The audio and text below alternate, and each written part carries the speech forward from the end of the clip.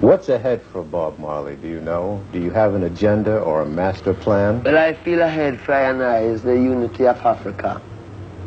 And then when the unity of Africa comes, then people will really understand, say, you know, there was something in this thing. There is something in it. Do you think of yourself more as an African than a Jamaican? Yeah, because one of the main things is that we're Rasta. From you accept Rasta, you become an Ethiopian, which is Africa. Next thing again, the history of Jamaica shows that the Arawak Indian was living there, and it belonged to the Arawak Indian. Now, our history shows that through slave business, black people come out of the Western thing, you know? So we still figure, say, Africa is a root, you know, and this is where we must return to. What do you see as most of Africa's problems as far as uniting? I mean, I see Africa's problem is that outside people keep on fatiguing the people, you know, and make them can't really get them things together, you know. If it's not this superpower, it's that superpower. But Africa is only a place which part of music exploit, you know. Nobody not really. Africa so rich that it become a man who's going to Africa, steal out what he wants, steal and carry back in a film country. And Africa stay the like, you know. Well, Africa ready?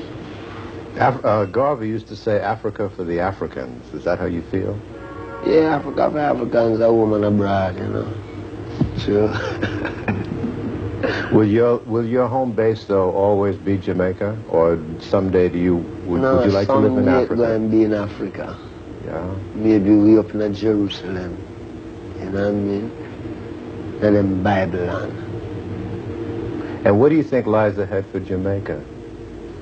I think what lies ahead for Jamaica is that Jamaica is a beautiful island. The best thing Jamaica could have been is just like how Jamaica, like how England owned Jamaica.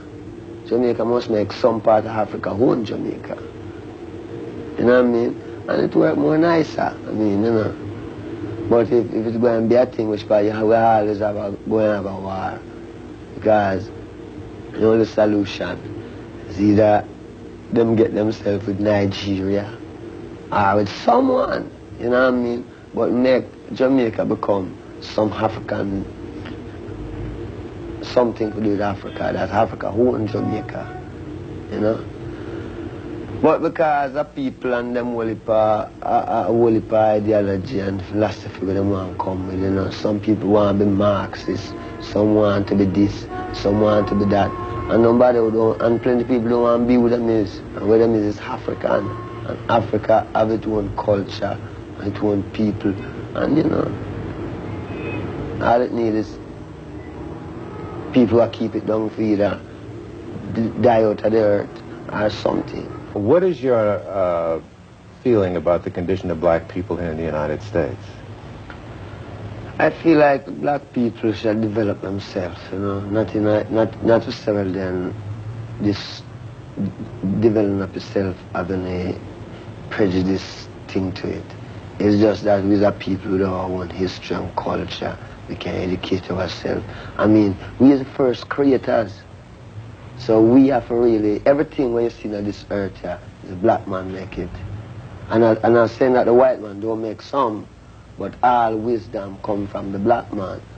You know, a lot of young viewers look up to you and are going to want to hang on every word and every syllable. Do you have a message for young people? Well, you know, the whole thing again is to really check out the truth of Rasta and don't make like follyism. Don't make it check it out. And don't get too busy that you can't check out the truth. Because the truth is there. And Africa awaits its creators. And we know that the people in the West, head-wise, it's them ready, you know. Them have to learn, come learn. What them learn in the West, them have to carry it home to them people. Make it be a benefit to the people. Because, I mean, how long must the black people suffer? And these are people, you know. And then we have our own culture, we have everything. We don't short anything. We have everything. Plus we have a land that no one is living there. And we must go home to it. And when you go home, you can build all of these big buildings if you want. I mean, if you miss a city, build a city. You know what I mean? If you want a car, you can get a car. I mean, I don't see the big thing. One time America was, you know what I mean, maybe used to have lots of all what I call it, all sort of thing I walk through. Africa is a peaceful place. Then we want to fool black people about a jungle and blah, blah, boom, boom. Where have you been in Africa besides Ethiopia? Zimbabwe. Oh, yeah? Yeah. Gabon. How did Zimbabwe strike you? Well, you know, Zimbabwe nice, man. Zimbabwe really nice. I mean, you know, it's like a paradise in a place. You know, when you go in and see it. Beautiful. How did the people react to you? People's great. Yeah. People good. You know, them places when you go and you see how the people, how the land set up, you see people living. You see a man having mouse on a nice piece. And then the whole thing about it, the climate, you can go out all the while. You know what I mean? The climate nice outside. Yeah. If you want to look upon a few lions and things, you can walk and go.